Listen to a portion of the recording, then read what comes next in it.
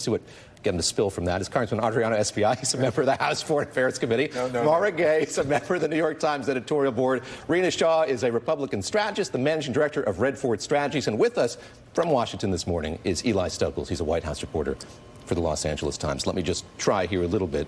Summarize, if you can, basically what the messaging is here from House leadership. I don't know how explicitly you can or want to talk about that phone call, but there were two big questions going into that phone call that I had. One was, how does leadership respond to these calls from Republicans saying, have a vote on this? There are people who say, have the vote, let's quiet these criticisms. The other is, how narrow should this investigation be? Should it be centered on Ukraine, or should it be open to all of the undulations and news items that we've seen reported this week? There you go. Two light questions. But tell what did they say? What did you hear on that call? No, look, I'm not going to divulge any of the inside stuff that we talked about, but clearly, this is sort of like someone that's being investigated, asking the investigator to have a role in the rules of the game, or how you're going to be investigated. This is someone like going to a DA and say, wait a minute, you're investigating me? You should do it this way. Obviously not. Right? The Constitution is very clear. We're going to go ahead. We're going to complete this investigation. I think that it's moving ahead rapidly, and I think that the American people are very satisfied with the way we're going. And when we have the facts, then we'll issue a report and we'll send it to the Judiciary Committee. Would you vote on it tomorrow if she did bring it up for a vote? Is that something that you would vote yes on at this point? You were out early saying it should happen. I was out early, but I want to take a look at all the details and all the testimonies. I know that yesterday there was a full day of testimony, and I want to see what was said before I cast my vote. But certainly we don't have to cast a vote before we do this. No person being investigated, no suspect goes ahead and tells the investigator, this is the way you should do it. Absolutely not. Eli Stokols, let me get your reaction to that and just have you comment on what we have seen here over these last two nights. We have seen a president doing a one-man show with a lot of role-playing and impersonations. At least that was the case during the first night's rally on Thursday night. He seems different to me. He seems wilder to me. He seems obsessed by this in a way that he hasn't been visibly obsessed by it before. Your reaction to what we saw here at those two events vis-a-vis this, the impeachment inquiry?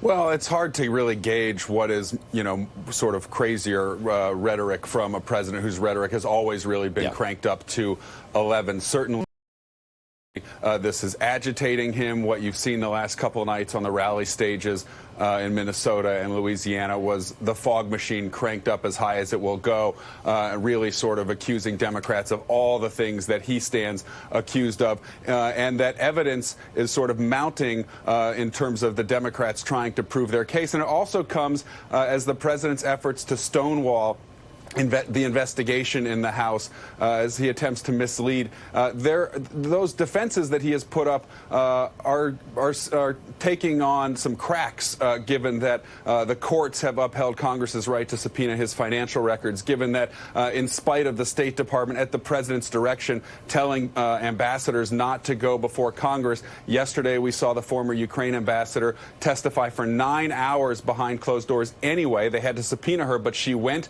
and she made a very strong case, according to the lawmakers who were in that room. And also, you had the EU ambassador who was blocked on Tuesday say that next week he will come forward and testify. So you're seeing the president's pressure campaign against lawmakers and people who might have information, against whistleblowers. You're seeing that maybe meet a lot of resistance. And I think that is something that weighs heavily on the president's mind, as well as the Democrats try to unravel the facts about the actual pressure campaign that he and Rudy Giuliani waged against in Ukraine, and certainly the arrest of Giuliani's two associates this week also plays into that. Yeah, Mara, get us up to speed here on that part of all of this and what's been an exhausting week with so much. There's the piece that dropped in the New York Times this morning, Southern District of New York investigating Rudy Giuliani for the role that he played or was involved in getting that ambassador to Ukraine brought back to the United States. I mean, you have a president now who is incapable of saying whether or not Rudy Giuliani is in fact his personal attorney. He was hemming and hawing on the White House lawn about that yesterday. Right. Well, this is connected to the story that happened earlier this week, in which two Giuliani associates were arrested on their way to the airport. Essentially, in the airport, in the Lufthansa lounge. That's right. Like that. That's right. It's one of these stories that is, it's very easy to get caught up in the details and a little bit confused by it. But the general question that's under examination is whether Rudy Giuliani broke our laws that prohibit foreign influence in our domestic politics by seeking relationships in Ukraine, and by benefiting personally from doing so, and by helping the president benefit politically in doing so. And so, listen, that is a criminal investigation, so we'll just have to let that play out. But it's very clear that the former mayor of New York was palling around with some very shady company and was not doing it at the behest of the United States, but actually was very interesting because he was asked about this, and he told the New York Times that that Rudy Giuliani told the New York Times that he was working on behalf of President Trump. Well, are you working on behalf of the United States? Are you working on behalf of Donald Trump, the mogul? Who exactly are you working for? And who is the president working for? Ben Rhodes, pick it up from there. I mean, so much of what you worked on in the past administration was tailoring that kind of messaging. You have a guy who I think it's safe to say has gone rogue. He's garrulous. He talks to whomever has a camera in front of him. Here now we see the perils of that, if we didn't see them before. What I think people need to understand is this doesn't happen. This is not how it works, right? We heard from a career ambassador yesterday who was, career foreign service officer, been in government for decades, who was fired from her job as ambassador to a very important country. For doing her job. Because she wouldn't participate in an illegal scheme to pressure the president of that country to investigate the political opponents of the president of the United States. That doesn't happen. That is an astonishing abuse of power and corruption of our foreign policy, using taxpayer money, right, hundreds of millions of dollars in badly needed assistance for Ukraine as leverage, using career officials of the U.S. government whose salaries are paid by you and me, not by Donald Trump, to help Donald Trump's political campaign. It doesn't get clearer than that. And now Trump wants to do is say, everybody does it. Everybody's corrupt. No, this has never been done. I'm not familiar of this ever being done in American history, right? And he can stand up there and say, they're corrupt and they do this and everybody does this. People just need to keep stepping back and say, no, it is not common to have people like Rudy Giuliani running around interfering in the affairs of other countries in American foreign policy to help the president commit crimes. Congressman, here I get back to my question about the breadth of this inquiry. Just curious your reaction to what we've seen in terms of this report of a criminal investigation, in terms of the indictments that we saw this week. These were two men who were supposed to be on Capitol Hill testifying this week and didn't show up as well. Is that all you need to broaden this inquiry? There was some week. And look, this further mounts credibility to the argument of abuse of power and obstruction of Congress, because there's a massive campaign coming from the White House and the State Department to twist arm and to tell people not to come and testify.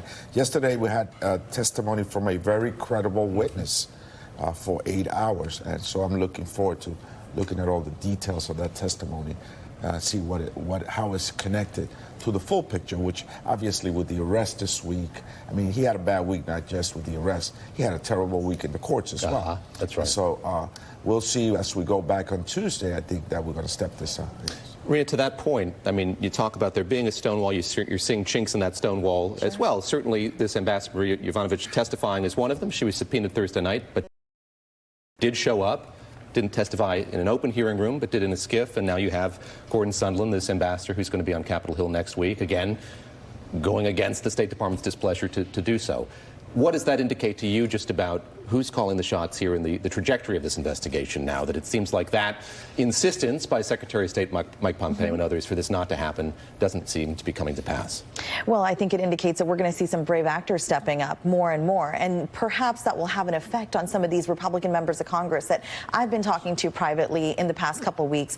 I was very clear with some of my longtime Republican electeds that I am now on the train for impeachment after the Ukraine transcript. You have to be very clear with this American electorate that wants to click for Trump again. This is not normal. This is not right. When I see the word favor in black and white, that should trouble us, all of us. Our president is not a king. You have to break it down for them very simply. But Republican members push back on me, and then they say, you know what, I wouldn't do it this way, but this is his way, and he has an end goal. We have to trust that end goal. That's what I hear from Mike Pence. That's what I hear from Leader McCarthy. And it seems much of the Republican caucus wants that. The other part that doesn't want that, they're the young ones that are just hoping he gets impeached, but they don't have the moral